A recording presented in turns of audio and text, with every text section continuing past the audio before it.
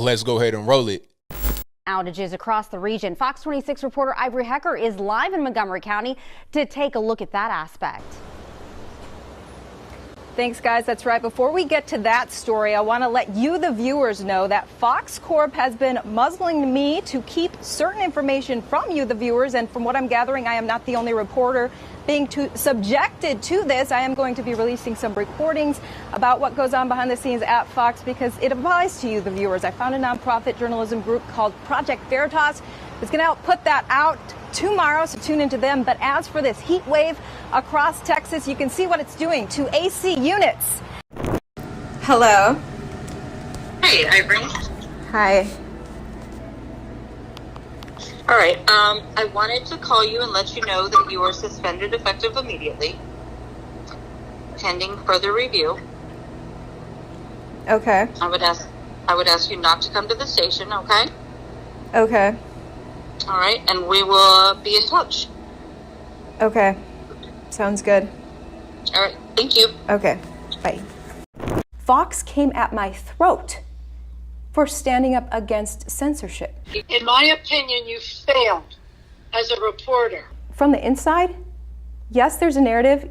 Yes, it is unspoken, but if you accidentally step outside the narrative, if you don't sense what that narrative is and go with it, there will be grave consequences for you. It's not just about the viewers, it's about what our CEO reads. It's about what our GM reads. My question is very simple. Why are you doing this? It affects the viewers, that's why I'm doing this. The viewers are being deceived by a carefully crafted narrative in some story. From my experience, my newsroom kind of groups everyone into racial groups. You know, a lot of our meetings are about, well, how does this play to black people? Hecker says Fox 26's suppression of news stories many times was based on their viewer demographics. I have passed on Bitcoin stories by almost every single reporter for our 5 o'clock audience because that's not our 5 o'clock audience. So there are lots of reasons. If I know our numbers are tanking from 5 to 6, and in one particular segment, an older woman, whatever, I may say, yeah, the Bitcoin for our poor African-American audience of 5, it's probably not going to play. That's a choice I'm making, an editorial choice. What does she mean by that? Research is done to study what sort of demographic groups watch each newscast, and it was found that, according to her, that some of our biggest audience at 5 is poor black people, and she has decided that poor black people don't care about Bitcoin. That seems sort of a racially charged statement to make on her behalf. She chose to kind of divert to the story of Bitcoin herself. Hecker goes on to explain how she believes Fox 26's biases go beyond just race. It even seeps into their coverage of medicine and health in general. We have some of those examples, including a video clip of Dr. Stella Emanuel talking about hydroxychloroquine in July of 2020. That story went viral July 27th.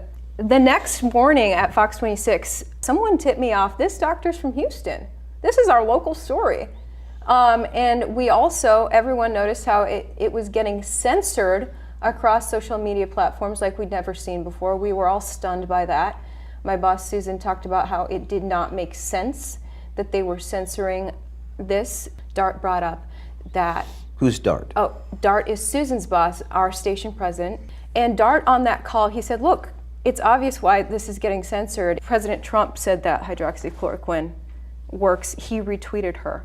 And whatever he does, everyone wants to do the opposite. Who said that? That's what Dart said. That's a great question, and the answer is yes. We have used it. I mean, we know that it's a drug that has been politicized up to the wazoo. We've used it. We use it with good success. I asked that question because I was getting those tips from the viewers, and that was a story, by the way, that Susan and Lee sent me there to cover the COVID treatments at that hospital. I just wasn't supposed to ask that question. To cease and desist posting about hydroxychloroquine. In my opinion, you failed as a reporter to not know more if you were going to post about hydroxychloroquine, that you didn't look it up and look at the latest posts, the latest research about it. Read the articles, Read I the have. study. There was a major study in the New England Journal of Medicine on July 23rd before that doctor, went viral. I mean, you didn't refer to any of that. That study makes him more newsworthy. I was aware of that study, which is why I posted him. What study? Because Which study? I referenced it in my story about Dr. Emanuel. She's shutting down a news story that's actually happening, and that's just one of many news stories. Many stories have been